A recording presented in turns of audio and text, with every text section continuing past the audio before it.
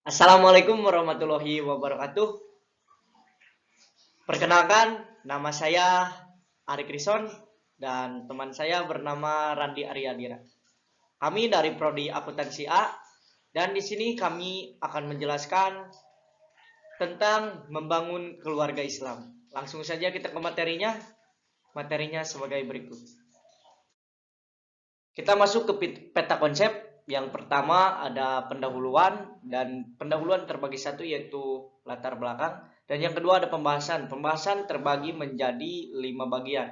Yang pertama ada definisi perkawinan menurut Islam, yang kedua ada tahapan pelaksanaan pernikahan menurut Islam, yang ketiga ada 4 bagian dalam menentukan pasangan, dan yang keempat ada 3 kategori dalam menentukan muhrimnya pasangan, dan yang terakhir ada pembinaan keluarga dalam Islam. Dan yang terakhir ada penutup.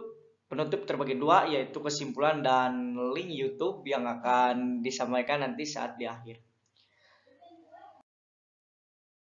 Kita masuk ke materi pertama yaitu perkawinan definisi menurut Islam.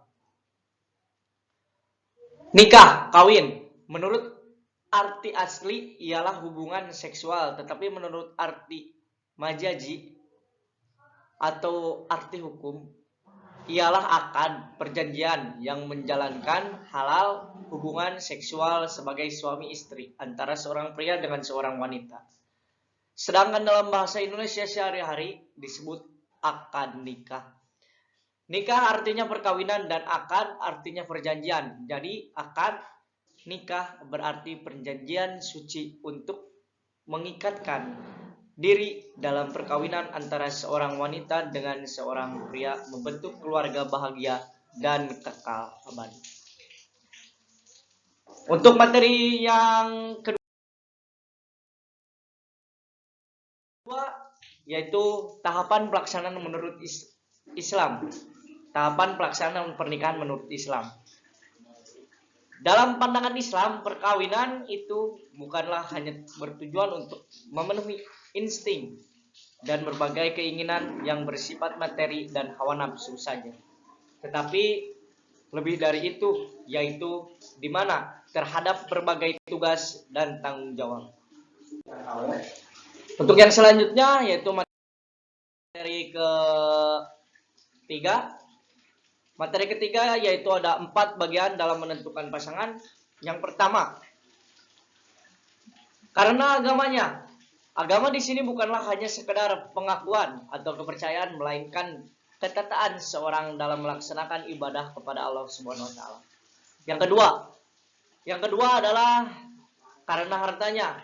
Hal ini bertujuan agar dapat membantu dan memecahkan kesulitan hidup yang bersifat materi dengan mengubah pandangan hidup atau kewajiban kepemilikan harta dengan agama tanpa adanya kewajiban. Yang ketiga karena kecantikan, dengan alasan mendorong untuk menjaga diri untuk tidak lagi melihat atau tertarik dengan perempuan-perempuan lain. Yang keempat karena keturunan untuk kemuliaan serta ketika dan sebagainya. Untuk materi yang keempat yaitu 3 kategori dalam menentukan muhrimnya pasangan. Diharamkan karena keturunan. 1. Ibu dan seterusnya ke atas. Yang kedua, anak perempuan dan seterusnya ke bawah. Yang ketiga, saudara perempuan kandung, seayah atau seibu. Yang keempat, bibi dari bapak dan ibu. Yang kelima, keponakan perempuan dari saudara laki-laki dan perempuan. Yang kedua, diharamkan karena susuan. Ibu yang menyusui, saudara yang sesuan. Yang ketiga, diharamkan karena pernikahan. Ibu istri atau mertua, anak istri dari suami sebelumnya jika istri telah digauli. Yang ketiga, istri bapak walaupun sudah cerai. Yang keempat, istri anak walaupun sudah cerai. Dan untuk materi selanjutnya yaitu pembinaan keluarga dalam Islam. Dengan menumbuhkan kesadaran atau pentingnya norma-norma keluarga kecil yang bahagia akan dilandasi dengan rasa tanggung jawab, kesukarelaan, nilai-nilai agama, dan nilai-nilai luhur budaya bangsa. Keluarga merupakan fondasi bagi terbentuk masyarakat muslim yang berkualitas. Dalam konteks keislaman, terdapat beberapa hak dan kewajiban masing-masing suami istri secara umum, antara lain sebagai berikut.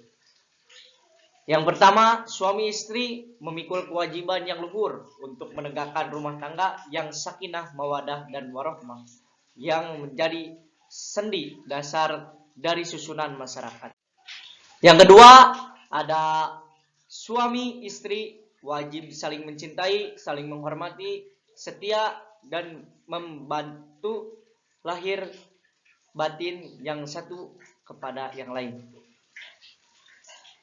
Yang ketiga, suami istri memikul kewajiban untuk mengasuh dan memelihara anak-anak mereka, baik mengenai pertumbuhan jasmani, rohani, maupun kecerdasan. Yang keempat, ada suami istri wajib memelihara kehormatannya. Untuk kesimpulannya, perkawinan atau pernikahan pada dasarnya adalah suatu ikatan yang mengikat dua insan manusia yang berlainan jenis untuk memenuhi hasrat kebutuhan jasmani dan rohaninya dengan tujuan membentuk keluarga yang Islam. Link YouTube akan saya sertakan nanti di akhir ya, nanti di PPT-nya nanti saya akan sertakan di sini untuk link YouTube. Dan untuk penyampaian materi tentang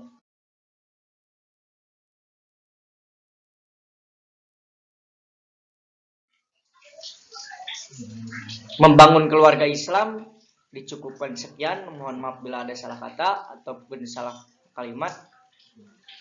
Hormat dari saya Ari Krison dan Randi Aryadira, NIM Randi 2202000009 dan NIM saya sendiri Ari Krison 2202000010. Sekian dari saya. Assalamualaikum warahmatullahi wabarakatuh.